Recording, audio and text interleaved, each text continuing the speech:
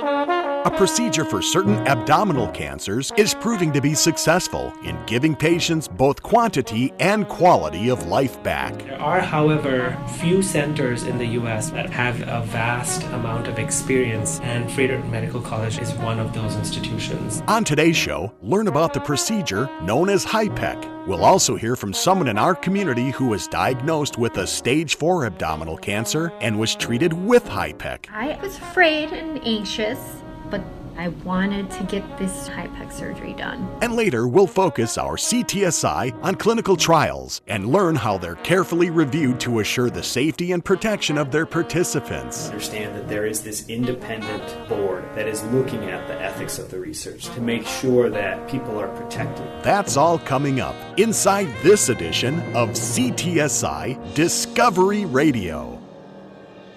Welcome to CTSI Discovery Radio. I'm your host, Brian Belmer. CTSI Discovery Radio is brought to you by the Clinical and Translational Science Institute of Southeast Wisconsin. The CTSI is a consortium of researchers, doctors, scientists, and others representing 8 institutions, including the Medical College of Wisconsin, Milwaukee School of Engineering, Marquette University, the University of Wisconsin-Milwaukee, Children's Hospital of Wisconsin, Froedtert Hospital, Blood Center of Wisconsin, and the Zablocki VA Medical Center. The CTSI works collaboratively across all of our member institutions in advancing biomedical research and finding new drugs, treatments, therapeutics, and interventions that are better, faster, and more economical than ever. Our mission is advancing health through research and discovery.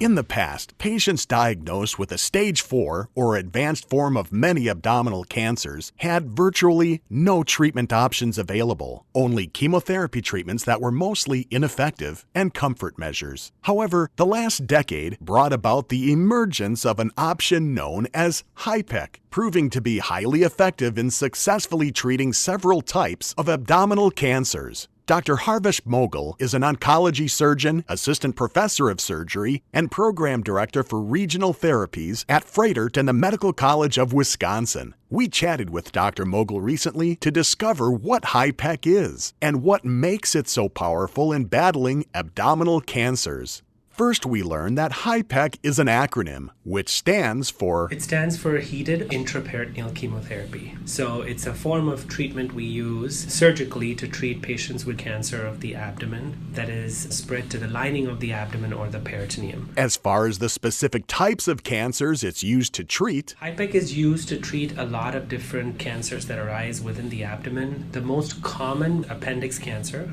colon cancer, ovarian cancer, stomach cancer or gastric cancer, mesothelioma, and then there are other rare cancers that we do use HIPEC for. What determines whether a patient is a good candidate for successful HIPEC treatment? Firstly, they have to have medical problems that are not going to cause a problem with their ability to tolerate an operation. Secondly, they should be not extremely weak, because that would potentially mean that they would not do very well with surgery. And Dr. Moghal says there are other important considerations in determining the patient's eligibility. We have to consider what the exact tumor that we're treating with HIPEC is, and whether the HIPEC and surgical treatment in general is going to give the patient any long-term meaningful benefit. For cancers that tend to be more aggressive, we make sure that patients respond to conventional chemotherapy before we make a decision on whether they're good candidates for the surgery. So is HIPEC used only in treating advanced or late-stage cancer, or can it be used as a treatment in early stages as well? When patients have peritoneal disease, which is when cancer has spread to the lining of the abdomen, it's considered a stage 4 cancer. And it is this form of cancer that HIPEC is used to treat. HIPEC has been used for patients in whom there is extremely high risk of developing stage 4 peritoneal cancer. But in very early cancers, we don't tend to use HIPEC. Dr. Moghal says it's important to know that determining the stage of an abdominal cancer can be very different from other forms of cancer. In fact, staging can also vary greatly between different abdominal cancers. Every stage 4 abdominal cancer is not the same. For example, stage stage 4 pancreatic cancer is extremely different from stage 4 appendix cancer. And that's why, even though by definition peritoneal cancers are stage 4, the implications for treatment and prognosis differ very significantly between the type of cancers. Hence, HIPEC in some cancers, no HIPEC in other cancers. How long has HIPEC been available? This was initially devised in the 90s, but has gained more popularity because 20 years ago, when patients had stage 4 appendix cancer, unfortunately we had no surgical therapies, including HIPEC. All we could offer patients were chemotherapies, which were not very effective, or simply comfort measures. Next, we learn that HIPEC is actually a two-step process, combining both a surgical procedure followed by a chemotherapy treatment. Dr. Mogul explains. First stage is called cytoreductive surgery. This stage involves me going inside of the abdomen, and I attempt to remove every bit of visible disease. And once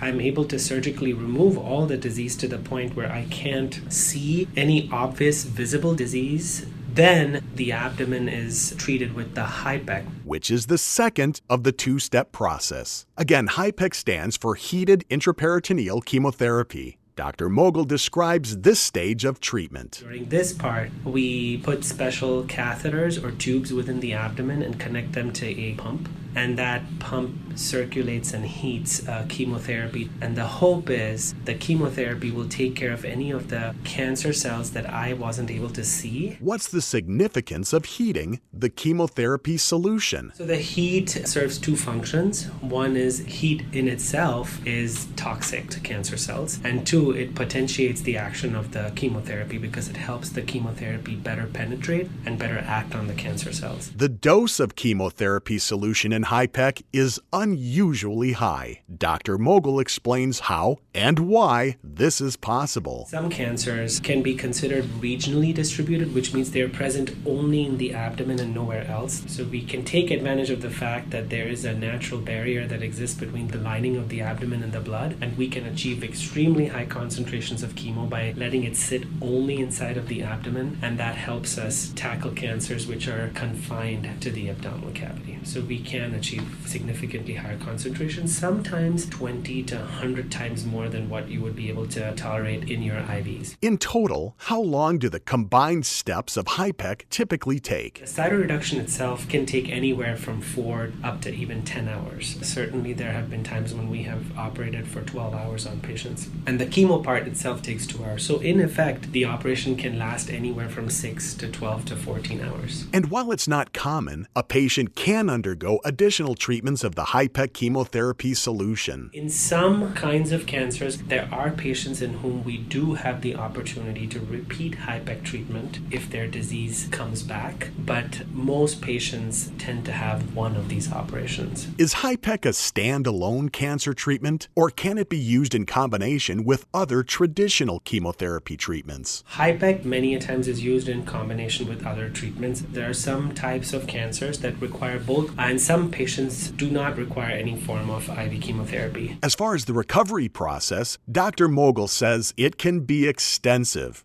to put it mildly. This operation has been nicknamed the mother of all operations. The recovery process can be fairly long and fairly difficult for some patients. Hence, we're very careful to select patients that can tolerate the operation with minimal side effects. So there is a long road to recovery, and many a times patients take about 3 months till they actually can achieve their same functional level as before surgery. With an ever-increasing focus on precision medicine, does Dr. Mogul characterize HIPEC as individualized medicine, tailored to the specific needs of a patient? It certainly is an individualized treatment because not every patient is a candidate. We have to look at multiple factors that are not only patient-related but also cancer-related before we make a decision to treat. In recent years, we have started to discover markers of different types of tumors that can somewhat prognosticate which patients will benefit from treatments versus which patients will not. How commonly is HIPEC used in cancer treatment today? For some types of cancer, it's a fairly accepted standard of care treatment. The other types of cancer, whether HIPEC can be used or not, really depends on the individual patient and what type of cancer they have. But in general, it is being done with increasing frequency all across the country. But while HIPEC is becoming increasingly utilized, Dr. Mogul tells us that There are, however, few centers in the U.S. that are considered high-volume centers for HIPEC, which means these operations are done very frequently and have a vast amount of experience, and Fredericton Medical College is one of those institutions. We have, since our program opened in 2009, done more than 350 HIPEC procedures. So with the availability of HIPEC today, how has life expectancy improved for cancer patients receiving this treatment? How long patients live cancer-free from this operation depends on the type of cancer we're treating and the patient's disease burden at the time of their initial HIPEC surgery. For example, there are some appendix cancer patients doing well 10 to 15 years after their initial HIPEC operation. So we have achieved some fairly long-term outcomes. And in addition to extending the quantity of life, HIPEC gives patients back their quality of life as well. If HIPEC is the right kind of treatment for them, we can get some very good long-term outcomes in terms of their ability to stay cancer-free or to minimize the amount of cancer that they have, but also their quality of life. In a moment, we'll hear from one of Dr. Mogul's patients and discover how she's regaining her quality of life following HIPEC surgery. But first, while the treatment is successful, can HIPEC be considered a cure for abdominal cancers? We're always wary of using the term cure. There are a few patients who don't see their cancers come back, even more than 10 years out from their initial treatment. And in those patients, one can be tempted to use the term cure. But by and large, we talk about patients being cancer-free rather than completely cured. Of course, while there's been success with HIPEC, there's risk as well. Absolutely. Any treatment that we give patients in medicine is always a matter of weighing the benefits of the treatment versus the risks. So the risks typically after this operation are the risks that anyone runs from a major abdominal operation. And the chemotherapy part of the procedure also adds to the risk. Still, the benefits of HIPEC far outweigh the risks, making the procedure widely accepted throughout the medical community. Because of the data we have and the outcomes that HIPEC has produced, most centers, even if they do not perform HIPEC, which is a majority of the centers in the U.S., are absolutely supportive of HIPEC therapy. And he's proud to work at a medical center and in collaboration with other medical centers committed to advancing HIPEC. At MCW and Frederick, we have a vast volume of experience, and we're always engaging in collaborative endeavors with other higher volume HIPEC centers to improve the outcomes that we can provide our patients. Finally, Dr. Mogul shares a special way he and his team celebrate the success and growth of HIPEC. Every year we do a patient-centered event called The Power of HIPEC,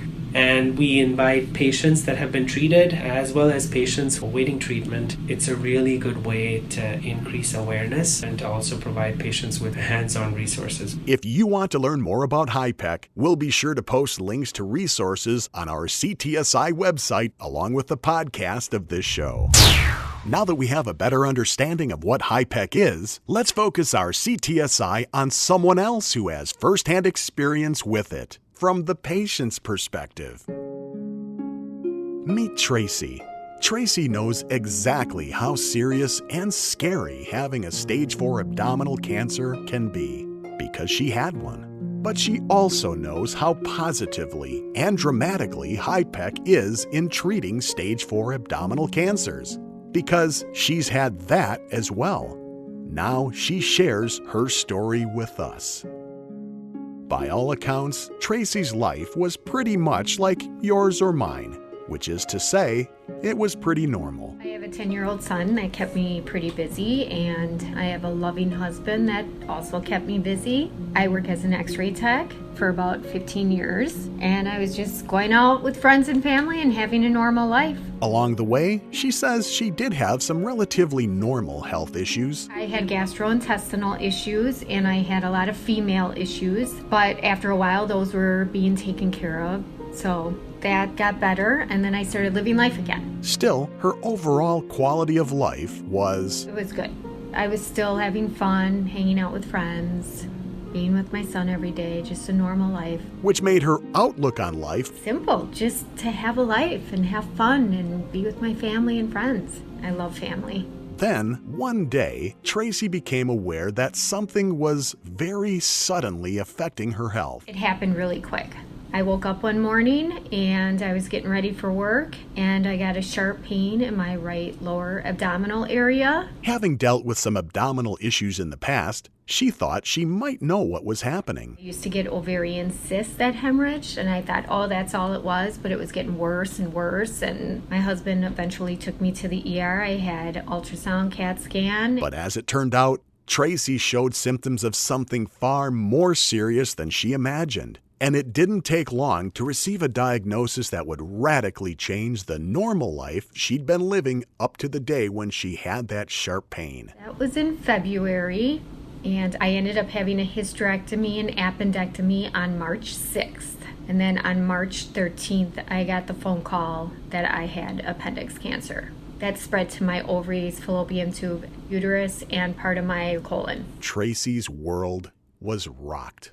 What went through her mind when she first heard her diagnosis? Well, I totally started crying, which I think is normal, and I just thought, I'm gonna die and leave my family behind. The sting of that news is still fresh to this day. I was scared out of my mind. I mean, it's just that simple, really. I think anybody that's diagnosed with cancer is going to be scared. I could start crying right now. I mean, I remember that day clearly. And I was so happy my son was at school, so he didn't have to see me like that. And understandably, her fear led to her thinking the worst. Oh, yeah. I just thought I was going to die. Never heard of this kind of cancer. Is there anything out there that's going to be able to help me? As Tracy said, she never heard of appendiceal cancer. We asked Dr. Harvish Mogul, who would ever think you could get cancer in this vestigial or functionless organ? Good question. Unfortunately, we don't know why some patients do develop cancer of the appendix, but they do.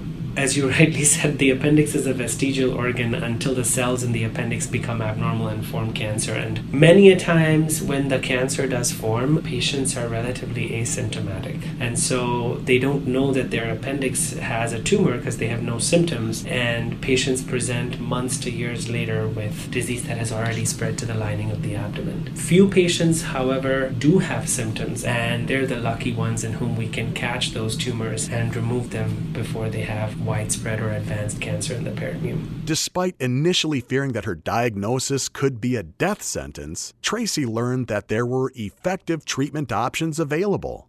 And that's when she was told that she was a strong candidate for HIPEC. They told me it was a cytoreductive surgery where they removed part of my colon and other parts, and then they run through heated chemo, and it gets all over inside your abdominal cavity. Was she confident that HIPEC would be a life-saving treatment for her appendix cancer? I have to say, going in, I didn't feel very confident, but leaving that appointment, I felt very confident. I could just tell they knew what they were talking about.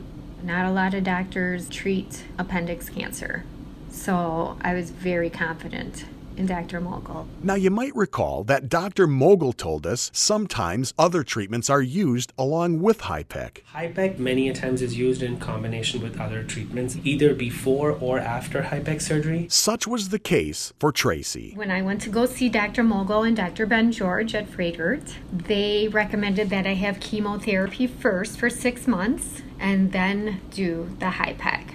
And they said that it would be a much better outcome to get rid of any residual cancer. Tracy was on board, but was she concerned about any risks? Funny that you asked that, because honestly, I wasn't afraid of the risks of the surgery itself. I just wanted to get it done.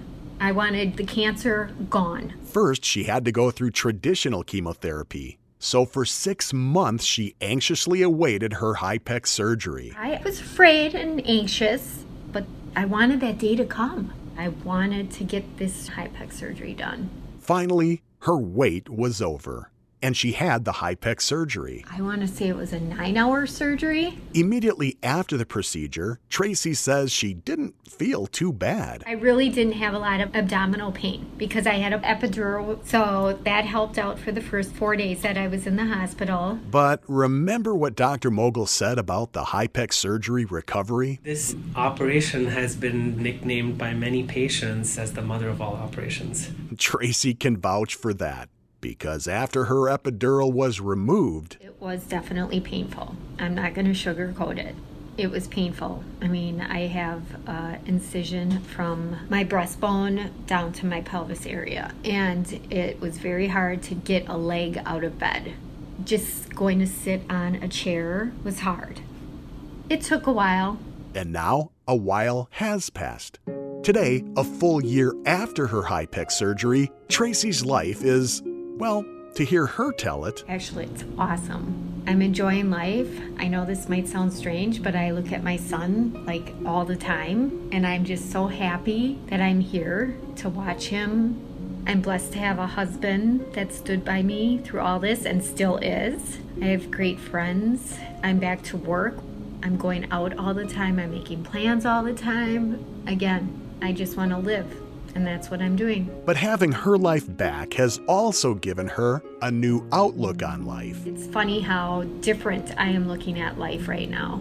I look at people differently now. I feel sorry for people now. I want to help people. I want to raise money for cancer. I wish everyone was like that. With Tracy setting the example, maybe more of us can be like that, helping others just as others helped her in battling cancer. I'll never forget my first appointment with Dr. Mogul, and he put his hand on my shoulder and he told me not to panic. And I remember just having that touch on my shoulder made me feel good.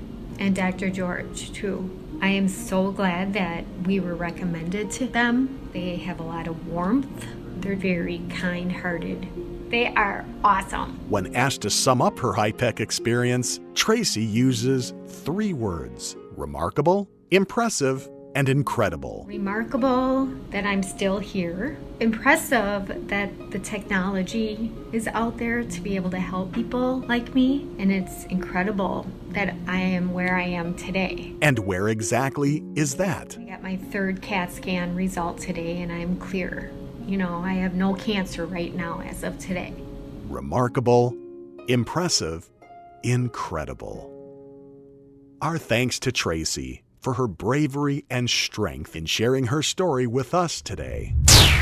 Up next, we focus our CTSI on clinical trials. Let's turn it over to Kayla Pierce. Kayla? Thanks, Brian. Before a clinical trial can begin research involving human subjects, a detailed plan must first be reviewed by an Institutional Review Board, or IRB, under requirements established by the U.S. Department of Health and Human Services. So, what exactly does an IRB look for? For insight, we turn to Dr. Ryan Spellacy, Associate Professor of Bioethics and Medical Humanities and Psychiatry and Behavioral Health at the Medical College of Wisconsin. Dr. Spellacy also chairs an institutional review board at MCW. He begins by telling us that the purpose of an institutional review board is providing safety and protection to the participants of a clinical trial. Per federal rules, by and large, any institution, specifically that's receiving federal funds, has to have this board that reviews the clinical trial to make sure that the research being conducted is ethical and that the safety and rights of the people involved in the research are protected and upheld. Who typically makes up an IRB? Well, there are regulatory requirements. The important ones are that the IRB should have membership that reflects the sorts of research that they are reviewing. What does he mean by membership that reflects the research? So if your IRB reviews a lot of cardiovascular research or cancer research, you're required to have people on your board that have expertise in cancer and cardiovascular. So the IRB's standing committee needs people with medical expertise. But Dr. Spellacy says there must also be non-scientific people on the committee. We also have to have scientists and what are called non-scientists. But the idea is there you have a balance between both the scientists who know the science and somebody outside of science who will have a different perspective, because by getting those different perspectives, we have a more balanced review. Anyone else? The other people that we have to have are what's called an unaffiliated member, and that's somebody who neither they nor their immediate family works for the institution. So then, who are these non-medical IRB members? Lawyers, teachers, basic science researchers, clergy are the sorts of people that are on our IRBs at the medical college. Do members of an IRB serve for a predetermined length of time? The initial term is 3 years, and then when that 3 years is up, the director of our Human Research Protection typically confer with the IRB chair and say, hey, Dr. So-and-so, his term is up on the IRB. Do you want me to try to extend his term, or is this somebody that we should let it lapse? Now that we know who are typically members, let's look at the specific role of an IRB. First, does the IRB make the ultimate decision regarding which clinical trials can proceed? Well, that's a complicated question. There's a sense in which we don't, because we only review what is pre-selected and comes to us. Now, if they're going to do the research, it's going to go through us. But we don't get to say, hey, there's this interesting trial, we think you ought to do that. That's not our role. And Dr. Spellacy explains that although a clinical trial cannot proceed without IRB approval, even with approval, a clinical trial still may end up not proceeding. It's almost always the case that if we approve a study, it does go forward. But it is possible that a department might choose a study, submit it to the IRB approves it, but at a different level in the college, someone might say, yeah, the IRB approved it, but for whatever reason, be it institutional priorities or funding or something like that, we're not going to go forward at this time. Dr. Spellacy stresses that an IRB is independent, so their decision whether or not to approve a clinical trial cannot be overridden. So if we decide to reject a study, no one can tell us, no, you have to approve that. We are independent in that sense, which is very important because, as you might imagine, at times there are important people, powerful people at the college who would like to see their research go forward, and they can't force us to make a decision. Now, we've never had a situation in which someone ever tried that, but the system is set up in such a way that we say, no, this can't go forward. That is final. In determining whether or not a clinical trial may proceed, the IRB must consider potential risks for the participants. So, what risks must be considered? Short answer, pretty much all of them. And, of course, the more detailed answer. All research has some level of risk. And what the IRB wants to see is what steps are you taking to protect against those risks. Typically in a clinical trial, we might think, the risks are side effects from the drugs. But there's also psychological risks, there's privacy risks, and the IRB has to consider all of those risks and then weigh it against the potential benefit of the research. We can't have an extremely risky study with little prospect of benefit. Are clinical trials subject to review only before a trial begins? Oh no, IRBs review a study for the life of the trial, and we have investigators come forward all the time with, we notice this and we want to bring this to the IRB's attention. So day in, day out, they're on the front lines protecting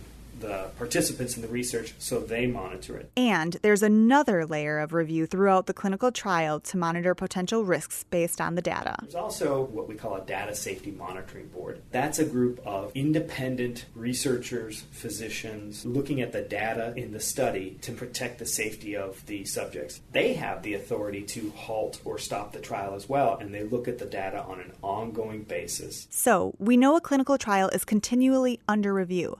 How often does one get reviewed? The IRB has to review every study as it's going at least once a year, but can and does approve studies for shorter time periods, maybe 6, maybe 9 months. Dr. Spellacy says something else that's reviewed is enrollment of participants in the clinical trial. If a study's coming along and it's not enrolling people, we have to ask the question, well, should this study remain open?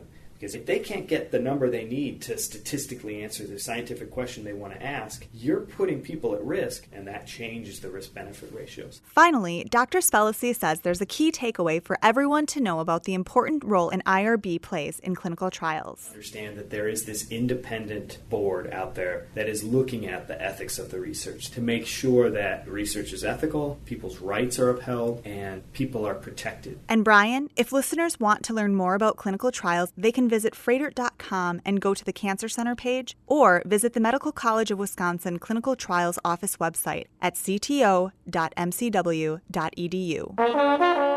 And that clinical trials update brings us to an end for this edition of CTSI Discovery Radio.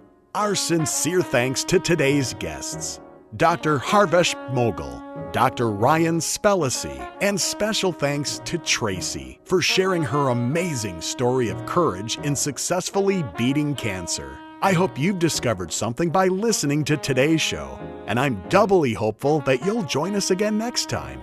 CTSI Discovery Radio airs the third Friday of every month, so make an appointment on your calendar and join us for each episode. On behalf of the Clinical and Translational Science Institute of Southeast Wisconsin and all of our affiliate partners and members, along with Kayla Pierce, I'm Brian Belmer, wishing you happier, healthier days ahead. For more information about research or to listen to this program online and on demand, please visit the Clinical and Translational Science Institute of Southeast Wisconsin website at ctsi.mcw.edu. CTSI Discovery Radio is written, produced, and hosted by Brian Belmer in collaboration with WMSE Radio. The CTSI and this program are under the direction of Dr. Reza Shakir.